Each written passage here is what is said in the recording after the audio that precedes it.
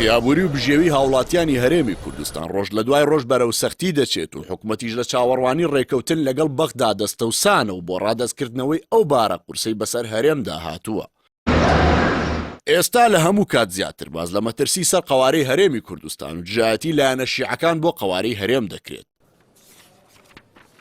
لە دوای دەست بەکاربوونی کابینەی مستەفا کازمی لە مانگی ئایاری ساڵی ڕابردوو وەک سەرۆکی نوێی حکومەتی عێراق بەردەوام دانوستان و گفتوگۆ لە نێوان هەردوو حکومەتی هەرێم و بەغدا هەیە. لە چەند مانگی ڕابردووشدا شاندی هەرێم بە شێوەیەکی چڕوپڕ و بەردەوام لە بەغدا کاتەکان بەسەر دەبن، بەڵام تا ئێستا نەگەیشتونەتە ڕێکەوتنێک و لەبارەی ناردنی موچە و بودجەی هەرێم تەنیا کات بەڕێ دەکەن.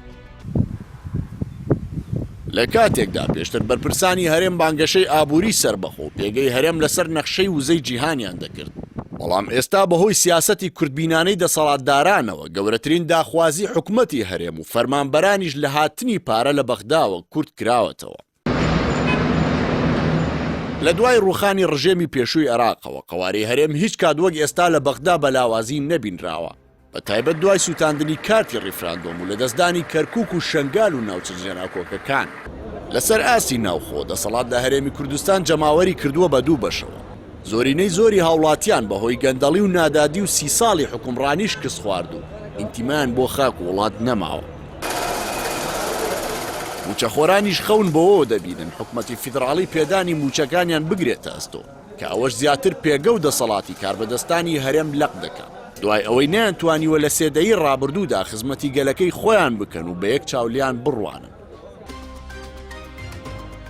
بە بڕوای چاودێران بەرپرسانی هەرێم لای بەغدا و لای هاوڵاتیانی هەرێمیش متمانیان لەدەستدا و تەنیا لە خەمی کۆمپانیا بازرگانیە حیزبیەکان و پاراستنی کورسیەکانیاندان.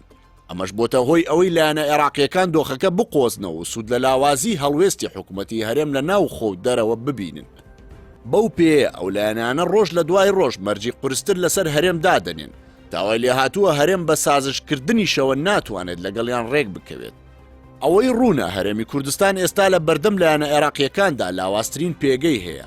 هۆکاری ئەم لاوازیەش نەبوونی پشتیوانی جەماوەری و ناوخۆییە بۆ حکومەتی هەرێم کە بە درێژایی 30 ساڵی حکومڕانی نەیتوانی ببێتە جێی ئومێدی خەڵک، تاوەکو خەڵک و لایەنەکانیش لە کاتی تنگانە و زۆربوونی دوژمنی دەرەکیدا پشتیوانی بن و داکۆکی لێ بکەن.